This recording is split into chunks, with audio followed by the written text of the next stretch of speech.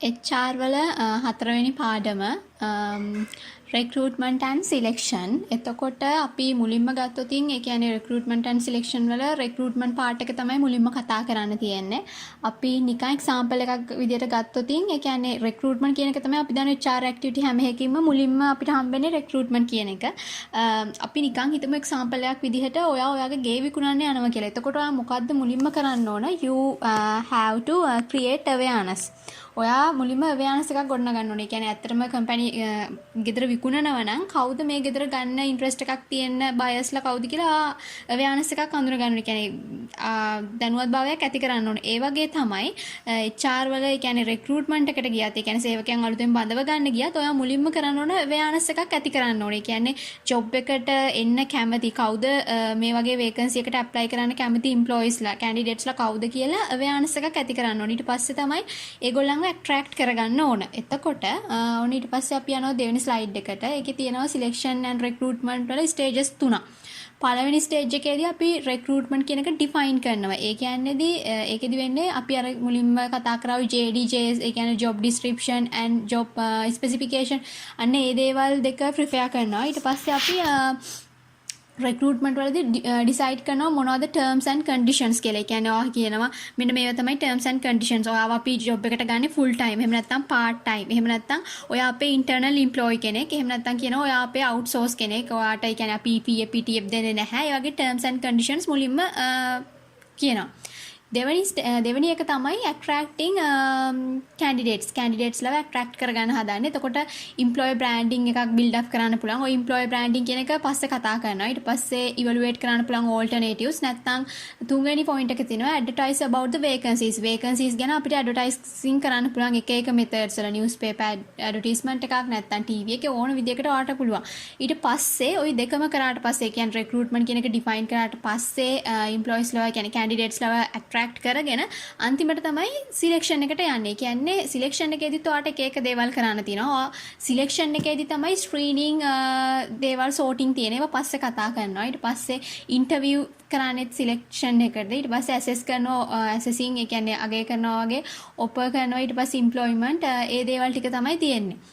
ඊට පස්සේ තුන්වෙනි ස්ලයිඩ් එකට ගියොත් ඒකේ කියනවා what is recruitment කියලා. recruitment කියන්නේ මොකක්ද කියලා ඒකේ කියනවා. recruitment කියන එක ගත්තොත් ඒක selection එකෙන් චුට්ටක් වෙනස්. අතරම recruitment කියන එකේදී අපි වෙන්නේ අපි search කරනවා. ඒ වගේම search කරලා ඊට පස්සේ create කරනවා a pool of prospective candidates. අපේ job එකට අර ඉස්සෙල්ලා කිව්වා වගේ කවුද interest එකක් තියෙන්නේ මේ vacancy එකට interest එකක් තියෙන්නේ කවුද කියන එක බලලා pool of candidates ලව search කරලා create කරනවා pool of candidates ලව. ඊට පස්සේ ඒගොල්ලන්ව attract කරනවා මේ job එකට apply කරන්න. ඕක තමයි recruitment කියන එකේදී වෙන්නේ. එතකොට definition කියන එකේදී definition එකේ කියනවා the process of seeking and attracting a pool of people from which qualified candidates can be chosen for vacancies. අර කිව්ව එකම තමයි කියන්නේ.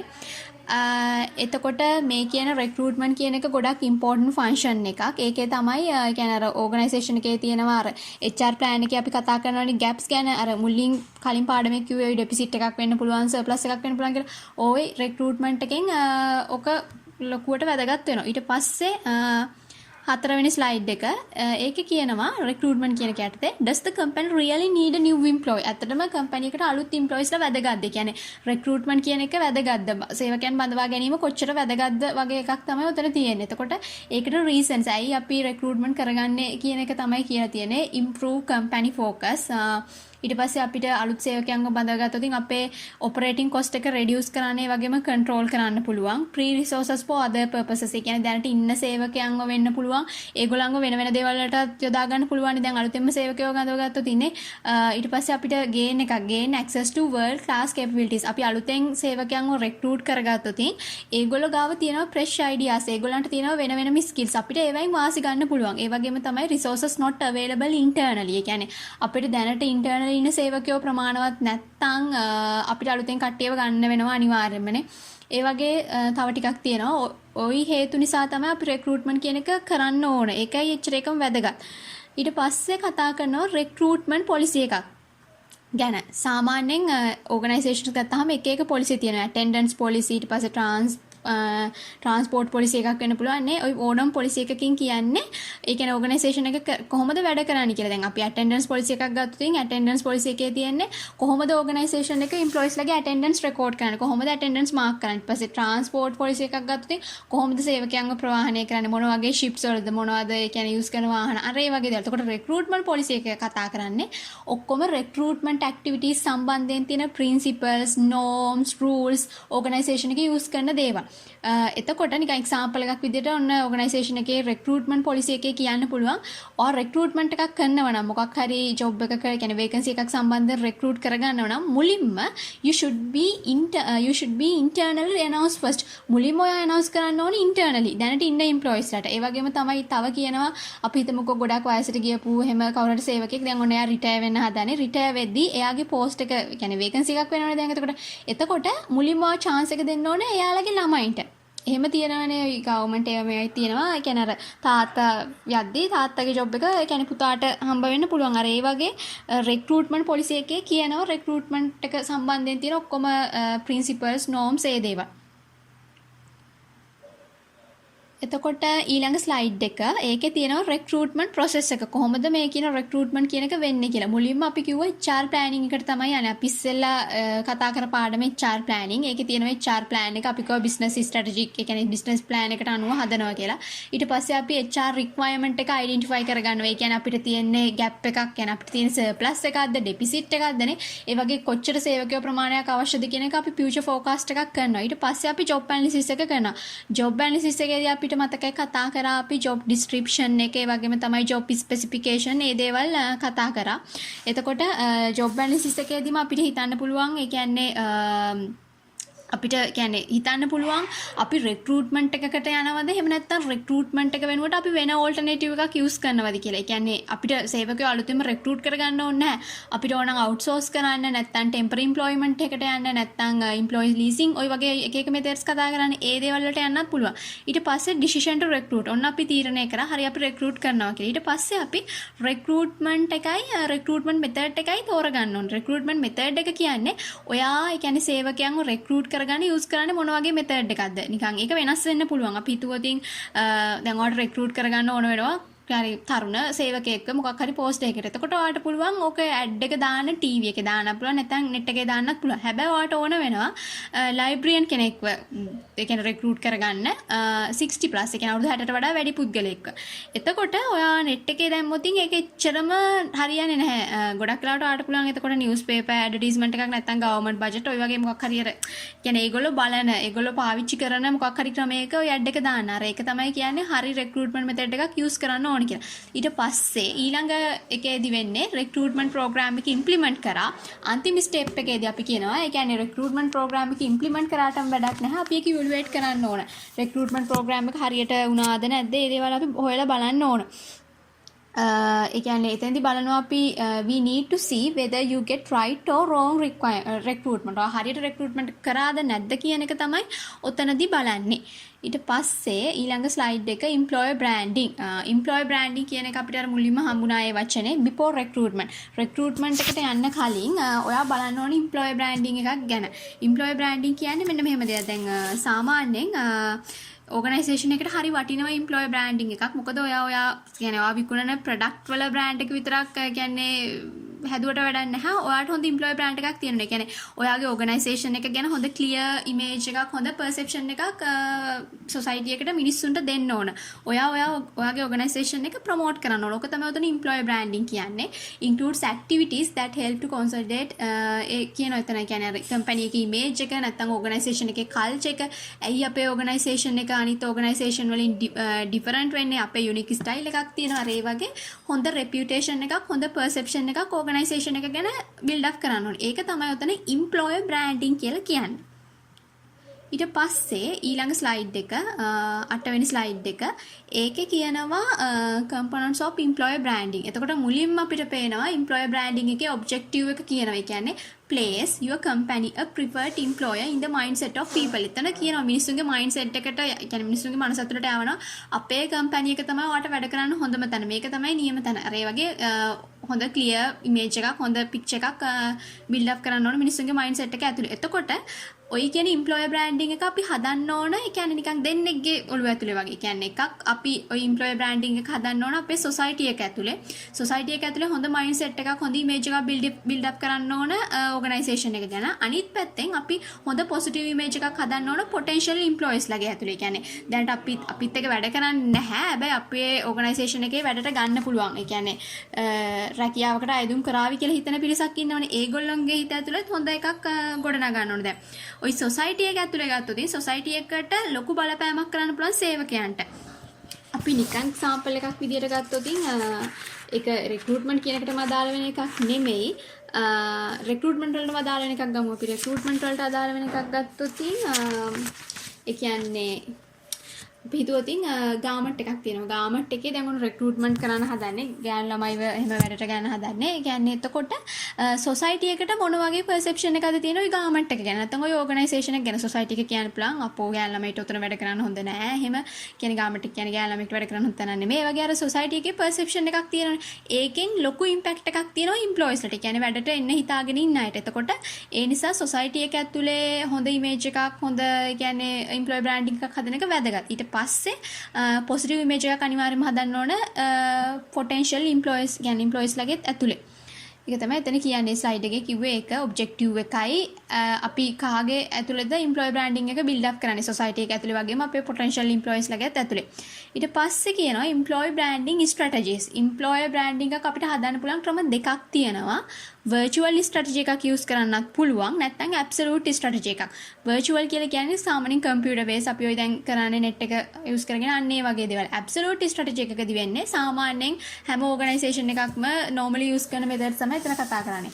virtual strategy එකක් ගත්තොත් එතන තියෙනවා ඒ කියන්නේ interactive web pages and social media. interactive web pages කියලා කියන්නේ කියන්නේ companies වලට organizations වලට වෙන වෙනම web pages තියෙනවනේ. ඒකේ testimonials කියලාත් එකක් තියෙනවා, chat options කියලාත් තියෙනවා.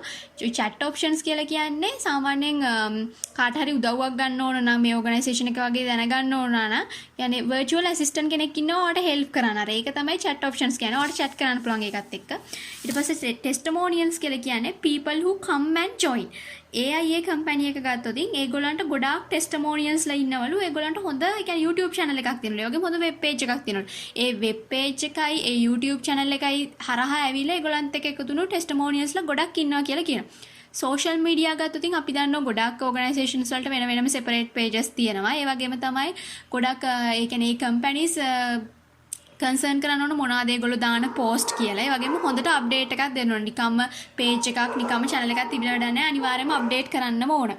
ඊට පස්සේ absolute strategies කිව්වහම අර ඉස්සෙල්ලා කිව්වා වගේ normally ගොඩක් organizations use කරන ඒවා. community events වලට handle කරන්න පුළුවන්. අපි ඔය දන්නවා ගොඩක් media companies එහෙම sponsorship දෙනවා එක එක program වලට සිරසෙන් දෙරණින් ඒවා මේවයි. ඊට පස්සේ එක එක community clubs තියෙනවා. අපි ගියත් ඉතින් Rotaract club එක, Leo club එක, ඊට පස්සේ ඔය අපි එක එක community වැඩ කරනවානේ. Toastmaster club ඒ වගේ දේවල්. compete for business awards. තව ඒකෙම තව පොයින්ට් එකක් තියෙනවා මේ compete for business awards එහෙම කියලා. ඊට පස්සේ අපි යනවා 10 වෙනි ස්ලයිඩ් එකට methods of recruitment. අපිට recruitment කරන්න පුළුවන් ක්‍රම දෙකක් තියෙනවා. ඒ කියන්නේ internal sources නැත්නම් external. external කියන එකේදී වෙන්නේ you go beyond the boundaries of your organization. ඔයාගේ organization එකෙන් පිටතට ගිහිල්ලා කට්ටියව සේවයට බඳව ගන්නවා. ඔයාට paper advertisement එකක් radio එකේ TV එකේ ඕන එකක ad එකක් දාලා නැත්නම් recruitment agencies ඉන්නවා.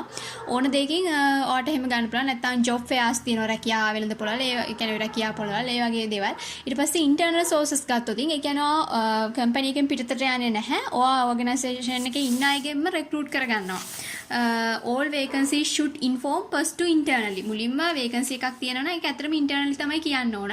එතකොට notice board එකේ නැත්නම් newsletter එකක්, job posting, ඔය human resource information system එකකින් නැත්නම් promotion කරන්න පුළුවන්, transfers කරන්න පුළුවන්. ඒ වගේ ඕනම internal sources එකක් කරන්න පුළුවන්. employee referrals කියලාත් එකක් තියෙනවා. ඔය employee referrals කියලා කියන්නේ අපි දන්නවා organisation එකේ ඉන්නවනේ employees ලා. ඔය employees එම්ප්ලොයිස්ලගේ ඉන්නවා එක රිලේෂන්ස්ලා යාළුවෝ නේබර්ස්ලානේ. එතකොට ඕගනයිසේෂන් එකෙන් මෙන්න මෙහෙම දෙයක් කියනවා. We have vacancies. If you have someone who have qualification, let them to that our organization have vacancies. අපිට මෙහෙම vacancies තියෙනවා. ඔයා දන්න කවුරු හරි ඉන්නවා නම් කොහොම qualified කෙනෙක් මේකට match වෙන කෙනෙක් එයාට දැනුම් දෙන්න මෙහෙම vacancy එකක් තියෙනවා කියලා. අර ඒක තමයි උතන employee referral කියලා කියන්නේ. ඊළඟට 11 වෙනි ස්ලයිඩ් එක ඕකේ කියනවා අපි ඉන්ටර්නලි රෙක්රූට් කරගත්තොතින් තියෙන ඇඩ්වාන්ටේජස් ඩිස්ඇඩ්වාන්ටේජස් මොනවාද කියලා. බූස්ට් මොරාල් ඔෆ් එම්ප්ලොයිස් අපි ඉන්ටර්නලි ගත්තොතින් ඉන්ටර්නල් රෙක්රූට් කරගත්තොතින් ඔය ඉන්ටර්නල් එම්ප්ලොයිස්ලගේ මොරාල් එක ගොඩාක් බූස්ට් වෙනවා වැඩි වෙනවා. එතකොට ඒගොල්ලෝ හිතනවා ඕගනයිසේෂන් එකේ මුලින්ම ප්‍රයොරිටි එක දෙන්නේ අපිට තමයි. එහෙම කියලා ඒගොල්ලන්ගේ මොරාල් එක වැඩි වෙනවා. එතකොට ඒගොල්ලෝ වැඩියෙන් කියන්නේ හොඳට වැඩ කරනවා, ප්‍රොඩක්ටිවිටි එක වැඩි වෙනවා. ওই දේවල් තමයි. එම්ප්ලොයිස්ලගේ පර්ෆෝමන්ස් ඒවට බලපාන ඒ වගේ තමයි කොස්ට් ඉෆෙක්ටිව්. මොකද අපි ඉන්ටර්නලිම රෙක්රූට් කරගත්තොතින් අපිට පිටින් සේවකයන්ව රෙක්රූට් කරගන්න ඕනේ නැහැ. ඒගොල්ලන්ව ට්‍රේන් කරන්න ඕනේ නැහැ. කොස්ට් එක අඩුයි. හොඳ එම්ප්ලොයි රිලේෂන්ස් ගොඩනගා ගන්න පුළුවන්. දැනට ඉන්න සේවකයන්වම recruit කරගත්තාම kind of training and development for employees ඒ වගේ වාසි තියෙනවා. disadvantages පැත්තට ගියොත් inbreeding කියන එකේදී අදහස් වෙන්නේ දැනටම ඔයාගේ organisation එක ඇතුලේ සේවකයෝ ඉන්නවා. ඒ සේවකයෝ ඒ කියන්නේ කාලයක් තිස්සේ ඔයාගේ organisation එකම ඇතුලේ ඉන්න අය. ඒගොල්ලන්ට they can't think out of the box කියන්නේ ඒගොල්ලන්ට ගැඩියේ පිට ගැන හිතන්න බෑ. ඒගොල්ලන්ට එච්චර fresh new ideas නැහැ. ඒගොල්ලෝ කාලයක් තිස්සේ වැඩ කරලා එහෙම තියන අය. එතකොට inbreeding කියන්නේ අර ඒක ඒගොල්ලන්ට අර එච්චර fresh new ideas නැහැ කියන එක. ඊට පස්සේ miss out talent available externally. අපි internallyම හිර වෙලා internal employees ලවම recruit කරගන්න ගියොත් අපිට miss වෙන්න පුළුවන් පිට ඉන්න හොඳම කට්ටිය. පිට ඉන්න පුළුවන් හොඳ talent කට්ටිය අපිට ඒගොල්ලන්ව miss වෙන්න පුළුවන්. අනිත් එක තමයි අපේ choice එක limited. අපිට ඇතුලේ ඉන්න අයගෙන් විතරයි recruit කරගන්න පුළුවන්. less competition ලොකු තරගයක් තියනවද නැහැ. ඒව තමයි disadvantages. ඔය ඉන්ටර්නල් රික්‍රූට්මන්ට් වල තියෙන ඩිස්ඇඩ්වාන්ටේජස් අපිට කැනර කවර් කරගන්න පුළුවන් එක්ස්ටර්නල් පැත්තට ගියොත් අර ඊට පස්සේ ඒ දෙක මේව කරගන්න පුළුවන්. ඊට පස්සේ ඊළඟ 12 වෙනි ස්ලයිඩ් එක 12 වෙනි ස්ලයිඩ් එකේ කියනවා එක්ස්ටර්නල් රික්‍රූට්මන්ට් එකේ ඇඩ්වාන්ටේජස් and disadvantages. එක්ස්ටර්නල් එකේ හොඳ වාසියක් තමයි infusion of new blood. new blood කියන්නේ අර අපි අරක කිව්වනේ එක්ස්ටර්නලි ගත්තාම disadvantage එකක් තියෙනවා inbreeding. අන්න ඒකේ අනිත් පැත්ත advantage එකක් විදිහට new blood. ඒ කියන්නේ අපිට අලුත් කෙනෙක් අලුත් සේවකෙක් fresh ideas new skills ඒගොල්ලෝ දන්නවට පිටව ගැන ගොඩක්. ඒක තමයි උතන කියන්නේ. wide option කියන්නේ අපිට අර කියන්නේ හොඳ competition එකක් දෙන්න පුළුවන්. කියන්නේ අපේ choice එක limited වෙලා නැහැ. අපිට ගොඩක් පුළුල් පරාසයක් ඇතුළතදී අපිට තෝරගන්න පුළුවන් අපිට ඕන හොඳම සේවකයා. ඒ වගේම තමයි අපිට හොඳ innovative employees ලව ගන්න පුළුවන්. ඒ වගේම තමයි හොඳ publicity එකක් හම්බ වෙනවා. අපි externally කියනවනේ අපේ මෙහෙම vacancy එකක් තියෙනවා එහෙම කියලා ad එකක් ඒවා දානවා. එතකොට අපිට නිකම්ම publicity එකකුත් හම්බ වෙනවා වගේ. ඊට පස්සේ disadvantages පැත්තට ගත්තොත් time consuming. අපි අලුතෙන් සේවකයන්ව කියන ad එකක් දාලා recruitment කරලා interview තියලා select කරද්දී හොඳ කාලයක් යනවා. ඒ වගේම තමයි අපිට performance unpredictable. අපිට හරියටම predict කරලා කියන්න බෑ මෙයා හොඳට සේවය කරાવી නෑ. එහෙම ඒ කියන්නේ මෙයා අපේ culture එකට society එකට මේ organisation එකේ structure එකට හැඩගැහෙවි එහෙම කියලා අපිට හරියටම predict කරලා කියන්න බෑ. ඒක තමයි ළඟ එකෙත් කියන්නේ may not fit for the organization's culture කියලා. expensive අනිවාර්යයෙන්ම පිටින් ගන්නකොට. අනිත් එක තමයි frustrations among employees. අපි හිතුවට employees ලා හරියටම වැඩ කරાવી කියලා සමහර වෙලාවට ඒගොල්ලෝ එහෙම නැහැ. අපේක්ෂා කියන්නේ අර අපි හිතන දේ නැති වෙන්න පුළුවන් ඒගොල්ලෝගේ. ඒක තමයි frustrations කියලා කියන්නේ.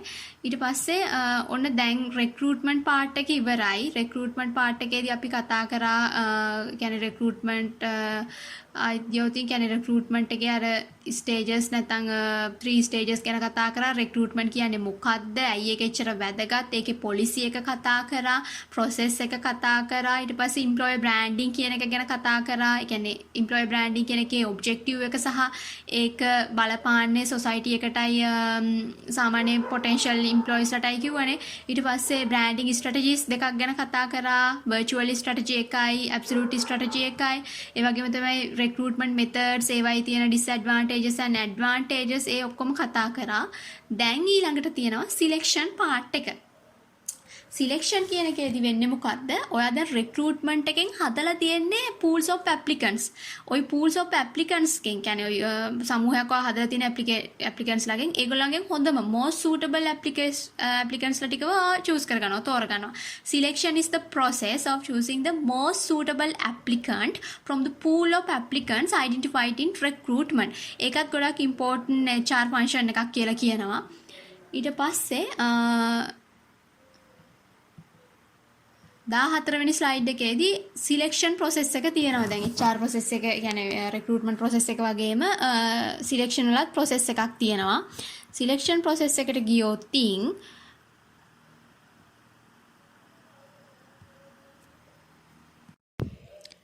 14 වෙනි ස්ලයිඩ් එක එතකොට process of selection. එතකොට ඒකේ පළවෙනියටම තියෙනවා application screening and shortlist කියලා. ඒ කියන්නේ දැන් organisation එකට ගොඩාක් applications හම්බ වෙනවා. එතකොට ඒ ඔක්කොම applications දිහා බලන්න බෑ. ඒ කියන්නේ එච්චරම human resource එකක් නැහැනේ ඔක්කොම application check කරන්න තරම්. එතකොට example එකක් විදිහට ඔයා ඒ කියන්නේ application ටික ඒ කියන්නේ screen කරලා shortlist කරනවා. ඒ කියන්නේ ඔයාට ඕන business degree එකක් තියෙන එක්ක සීමා හරි chartered හරි qualified එක්කෙනෙක්ව තමයි ඕනර. ඒ විදිහට shortlist එකක් කරනවා. ඊට පස්සේ data ටික sort කරනවා මොකක් හරි ක්‍රමයක් යූස් කරලා. ඊළඟට employment test එක. ඊට පස්සේ යනවා preliminary interviews වලට. preliminary interview එකක් කියන එක කරන්නේ, ඒ කියන්නේ ඒක කරන්නේ HR department එකේ person කෙනෙක්. එහෙම නැත්නම් senior manager කෙනෙක් විසින්. එතකොට ඒක ඒ කියන්නේ ඒ preliminary interview එකදී ඒ කියන්නේ compatibility එක දිහාවත් technical knowledge එක දිහාවත් බලන්නේ නැහැ. ඊට පස්සේ යනවා ඩයග්නොස්ටික් ඉන්ටර්විව් එකට. එතනදී බලන්නේ එතනදී බලනවා ආගේ ටෙක්නිකල් නොලෙජ් එක දිහා. ඒ කියන්නේ ඒවා දැන් ඇප්ලයි කරපු ඒ වේකන්සි එක තියෙනවනේ. ඒකට සම්බන්ධ සබ්ජෙක්ට් එකේ ඒ කියන්නේ ඒරියා එක දිහා බලනවා. ෆයිනෑන්ස් මැනේජර් කෙනෙක්ගේ පොසිෂන් එකකට නම් ඇප්ලයි කරන්න හදන්නේ. එතන ඒ දැන් ওই ඩයග්නොස්ටික් ඉන්ටර්විව් එකේදී අහනවා ආගෙන් ෆයිනෑන්ස් නොලෙජ් එක ගැන. ඊට පස්සේ රිෆරන්ස් චෙකින්, ඊට පස්සේ මෙඩිකල් එක්සැමිනේෂන්, අන්තිමේටම ෆයිනල් සිලෙක්ෂන් එක. ඒ කියන්නේ ෆයිනල් සිලෙක්ෂන් එක කියන්නේ ඔය ඔක්කොම ටෙස්ට් ටික ඔය ඔක්කොම එක්සැමිනේෂන්ස් ටික තියලා ආව අන්තිමට සිලෙක්ට් කරගන්නවා. එතකොට collection of documents. ඔතන document collect කරගන්නවා. ඔතන document කියලා කියන්නේ ඔයාගේ certificates කියන්නේ ඔය සමහරවිට police certificates, තව ඔය clearance certificates අර ඒ වගේ කියන්නේ එක certificate ඉල්ලන job එකකට apply කරලා යන්නේ ඒ දේවල්. job offer interview එක. ඊට පස්සේ තියෙනවා ඔයාලට job එක offer කරන interview එක. offer of contract. ඊට පස්සේ ඔයාලට contract එක offer කරනවා. අපි select කරගන්නවා අපේ employee කෙනෙක් විදිහට. එහෙම අන්තිමට මේ contract එක offer කරනවා. ඊට පස්සේ 15 වෙනි ස්ලයිඩ් එකේ එතන කියනවා types of selection test. දැන් selection test types තුනක් තියෙනවා අපිට. පළවෙනි එක තමයි ඔය psychometric test එක. ඊට පස්සේ polygraph test කියලා එකක් තියෙනවා. තව ඔයාට graphology test කියලාත් තියෙනවා. අපි දැන් මුල්ම test එකට ගියොත් psychometric test නේ. psychometric test වල අපෝ කොටස් දෙකක් තියෙනවා. psychometric test එක බෙදනවා cognitive skill කියලා. ඒ කියන්නේ එකකට අනිත් එක තමයි personality test එක. අපි මුලින්ම ගියොතින් cognitive skills නැත්නම් aptitude නැත්නම් reasoning කියලා තියෙනවා. ඒ කියන්නේ එතනදී ඔය කියන psychometric test වල cognitive ඔය ඒ test වලදී බලන්නේ numerical reasoning. හැමතිස්සෙම reasoning එකක් බලන්නේ. අපි ගත්තොත් numerical reasoning එතනදී එතකොට පළවෙනි එක ඔකේ දැන් numerical reasoning කියලා තියෙනවනේ. එතනදී ඒ කියන්නේ ඒගොල්ලෝ කියන්න පුළුවන් මොකක් හරි chart එකක්, graph එකක් නැත්නම් මොන හරි statistics දීලා ඔයාට ඒ කියන්නේ අර ඔයා කොහොමද ඒක understand කරගන්නේ ඉක්මනට ඒ වගේම නිවැරදිව. ඒක තමයි numerical reasoning වලදී වෙන්නේ. verbal reasoning වලදී ඔයාගේ written information වල understanding එක බලනවා. ඔයාට argument එකක් evaluation කරන්න පුළුවන්ද? අර ඒ වගේ දේවල්, communication concept ඔය normally කතා කරන දේවල්. non verbal එකේදී වෙන්නේ ඔයාගේ ability එක බලනවා. follow information or spot patterns. ඒ කියන්නේ ඔය සමහරවිට පින්තූර දෙන්නේ වෙනස් පින්තූර තෝරන්න නැත්නම් මොකක් හරි පැටර්න් එකක් දීලා ඊළඟට වෙන්නේ මොකද්ද කියලා කියන්නේ. අර ඒ වගේ දේවල් තමයි ඔය එතන non verbal reasoning වලට එන්නේ. logical reasoning කියලා කියන්නේ එතනදී ඔයාගේ flexibility එක තමයි ගොඩක්ම බලන්නේ. ඔයාට කොච්චර පුළුවන්ද flexible විදියට deal කරන්න ප්‍රශ්නයක් විසඳන්න. හැබැයි ඔයාට දෙන්නේ unfamiliar information. ඒ කියන්නේ ඔයා apply කරන්නේ මොන position එකටද ඒකට අදාළ දෙයක් නෙමෙයි මෙතනදී දෙන්නේ. ඔයාට කියන්නේ familiar නැති information මොනවා හරි දීලා ඔයාට පොඩක් logical පැත්ත තමයි ඔයාගේ බලන්නේ. ඊට පස්සේ situational judgment test එකකදී බලන්නේ ඔයා apply කරපු job එක නැත්නම් ඔයා apply කරපු field එක සම්බන්ධයෙන් මොනවා හරි situations ටිකක් දෙනවා. මොනවා හරි information ටිකක් දීලා ඔයාට එතනින් ඔයාගේ judgment එක බලනවා. ඔයා කොච්චර හොඳට රෙස්පොන්ඩ් කරනවද ඒ සිනාරියෝ එකට කියන එක තමයි ඔතනදී බලන්නේ සිටුේෂනල් ජජ්මන්ට් ටෙස්ට් එකේදී. එතකොට කිව්වා සයිකෝමෙට්‍රික් ටෙස්ට් වල කොටස් දෙකක් තියෙනවා කිව්වා කොග්නිටිව් ඇන්ඩ් පර්සනැලිටි ටෙස්ට්. දැන් අපි කොග්නිටිව් එකේ දේවල් තමයි කතා කරේ. Numerical reasoning, verbal reasoning, non verbal, logical and situational judgment. ඊට පස්සේ අපි යනවා ඔයි කිව්ව ඒ කියන්නේ සයිකෝමෙට්‍රික් වල දෙවෙනි පාර්ට් එක. ඒ කියන්නේ personality test වලට. personality test එකේ තියෙන ස්පෙෂලිටි එක තමයි personality test එකක් කරාම හරි උත්තරයක් එහෙම නැත්නම් වැරදි උත්තරයක් කියලා නැහැ. ඒගොල්ලෝ බලන්නේ කැන්ඩිඩේටගේ කියන්නේ පර්සනැලිටි එක. එයාගේ ඉන්ට්‍රෙස්ට්, එයාගේ පර්සනල් ඉන්ට්‍රෙස්ට්, වැලියුස්, මොටිවේෂන්ස් ඒ දේවල් ඇනලයිස් කරලා බලනවා. ඊට පස්සේ ඒ කැන්ඩිඩේටගේ කැරක්ටර් එක නැත්නම් එයාගේ පර්සනැලිටි එක කොච්චර හොඳට ඕගනයිසේෂන් එකේ රෝල් එකත් එක්ක ජොබ් එකත් එක්ක මැච් වෙනවද කියන එක තමයි පර්සනැලිටි ටෙස්ට් එකකින් බලන්නේ. ඕක තමයි පර්සනැලිටි ටෙස්ට් එකේ වෙන්නේ. ඊට පස්සේ අපි යනවා ඔන්න දැන් පොලිග්‍රාෆ් ටෙස්ට් and ග්‍රාෆොලොජි ටෙස්ට් තියෙනවනේ. පොලිග්‍රාෆ් ටෙස්ට් වලට යනවා. පොලිග්‍රාෆ් ටෙස්ට් එකේදී බලන්නේ whether you tell true or false. කියන්නේ කැන්ඩිඩේට ඇත්තද බොරුද කියන්නේ කියන එක තමයි ඔය පොලිග්‍රාෆ් ටෙස්ට් එකේදී බලන්නේ. ඒක සාමාන්‍යයෙන් පොලිග්‍රාෆ් ටෙස්ට් normally ජොබ් එකකට ගියාට බලන්නේ නැහැ. ඔය අපි හිතමුකෝ කවුරු හරි කෙනෙක් ජොබ් එකට යනවා කියලා BI එකේ නැත්නම් CID එකට වගේ එහෙම නෝ තියෙන පොලිග්‍රාෆ් ටෙස්ට් එකක් කරනවා. කියන්නේ පොලිග්‍රාෆ් කියලා කියන්නේ පොඩි ගැජට් එකක්. ඒක ඔයාගේ ඇඟිල්ලට තමයි සෙට් කරන්නේ. ඊට පස්සේ ඔයාගෙන් ප්‍රශ්න අහනවා. ප්‍රශ්න අහද්දී ඔයා බොරු නම් කියන්නේ ඔය ගැජට් එක සෙට් කරලා තියෙන්නේ. හાર્ට් බීට් එක සාමාන්‍යයෙන් ගොඩාක් ඉහළ මට්ටමක තියෙනවා කියනවා අර. පොලිග්‍රාෆ් කියන ගැජට් එක යූස් කරලා බලනවා ඇත්තද බොරුද කියන්නේ කියලා. ඊට පස්සේ ග්‍රාෆොලොජි ටෙස්ට් එකේදී බලන්නේ pattern of handwriting. ඔයාගේ handwriting pattern තමයි එතනදී බලන්නේ. එතකොට types of selection test ඉවරයි. ඊට පස්සේ types of selection interviews ගත්තාම ඔන්න interviews එක එක විදිහ තියෙනවා. unstructured නැත්නම් non directive interview එකකට ඔයා ගියොත් structure එකක් නැහැ ඒගොල්ලන්ට ප්‍රශ්න අහන්න. ඒගොල්ලන්ට හිතෙන තැනකින් ඕන ප්‍රශ්නයක් ඕන විදිහකට අහන්න පුළුවන්. හැබැයි formal interview එකකට ගියොත් ඒගොල්ලන්ට හොඳ structure එකක් තියෙනවා. ඒ structure එකට අනුව තමයි ඒගොල්ලෝ ප්‍රශ්න අහන්නේ. එතකොට ඔයාලට පොඩක් අර කලින් සූදානම් වෙන එක හොඳයි. stress interview එකකට ගියොත් ඒගොල්ලෝ ඔයාව ගොඩක් stressful condition එකකට දානවා. ඔයාට ඒ ස්ට්‍රෙස්ෆුල් කන්ඩිෂන් එක يعني ස්ට්‍රෙස්ෆුල් සිටුේෂන් එකේ ඉඳන් තමයි ඉන්ටර්විව් එකට ෆේස් කරන්න වෙන්නේ. එක්සැම්පල් එකක් විදියට ගොඩක් ශබ්දයක් තියෙන ඒ කියන්නේ ගොඩක් ഘോഷාකාරී තැනක වගේ නිකන් ඉන්ටර්විව් එක තියෙනවා කියලා හිතනකොට එතකොට ඔය ස්ට්‍රෙස් එකක ඉන්නේ. අන්න ඒ වගේ දෙයක්. ගෲප් ඉන්ටර්විව් එකක් විදියට ආව ඉන්ටර්විව් කරන්නේ ගෲප් එකක් විදියට. ගෲප් එකක් විදියට ඉඳගෙන තමයි ඉන්ටර්විව් කරන්නේ. පැනල් ඉන්ටර්විව් එකක් ගත්තාම ඉන්ටර්විව් කියන්නේ පැනල් එකක් ඇවිල්ලා ආව ඉන්ටර්විව් කරනවා. ගොඩක් පීපල්ස් කියන්නේ ගොඩක් මිනිස්සු වගේම ප්‍රශ්න අහනවා. ඒ කියන්නේ ඔයා කොහොමද දන්නේ නැති අයත් එක්ක ගනුදෙනු කරන්නේ කියන එක තමයි පැනල් ඉන්ටර්විව් එකකින් බලන්නේ. සිටුේෂනල් ඉන්ටර්විව් එකදී කරන්නේ ඔයාට සිටුේෂන් එකක් දෙනවා. ඒ සිටුේෂන් එකට يعني මොකක් හරි සොලියුෂන් එකක් වගේ දෙන්න තමයි ඔයාට එතනදී වෙන්නේ. ඔයාට සිටුේෂන් එක දුන්නාම ඔයාකට සොලියුෂන් එකක් දෙන්න ඕන. ඊට පස්සේ 18 වෙනි ස්ලයිඩ් එක. ඒකේ තියෙනවා ඉන්ටර්විව් වල තියෙන ඇඩ්වාන්ටේජස් මොනවාද කියලා. අපි දන්නවා සාමාන්‍ය ඉන්ටර්විව් එකේ තියෙන මේන් ඇඩ්වාන්ටේජ් එක තමයි يعني පාර්ශ්වයන් දෙකටම ඒගොල්ලෝ ගැන දැනගන්න පුළුවන් නේ. provides opportunity to ask probing question about candidate experience. يعني candidate ලගේ එක්ස්පීරියන්ස් එක ගැන හොඳ ප්‍රශ්න අහන්න පුළුවන්. නිකන් ක්වෙස්චනරි එකක් ෆිල් කරනවා වගේ නෙමෙයි ඉන්ටර්විව් එකදී ඕන ප්‍රශ්නයක් අහන්න පුළුවන්.